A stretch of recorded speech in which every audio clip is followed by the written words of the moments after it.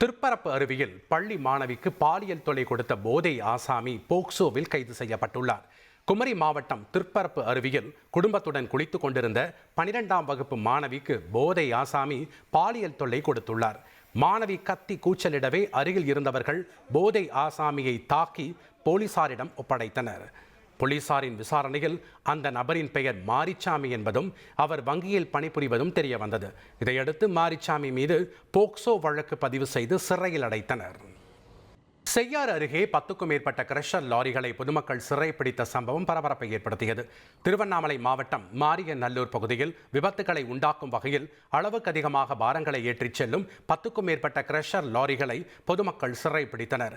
தினம்தோறும் நூற்றுக்கணக்கான லாரிகள் செல்வதால் சாலை சேதமடைவதாக கூறி பொதுமக்கள் லாரிகளை சிறைப்பிடித்தனர். தகவல் அறிந்து சம்பவ இடத்திற்கு போலீசார் பேச்சுவார்த்தை நடத்தி லாரிகளை விடுவித்தனர். இதனால் சிறிது நேரம் பரபரப்பு நிலவியது. இனி செல்லும் இடமெல்லாம் செய்தி. தந்தை டிவியின் வாட்ஸ்அப் சேனலை ஃபாலோ பண்ணினா செல்லருக்கும் இடமெல்லாம் செய்தி.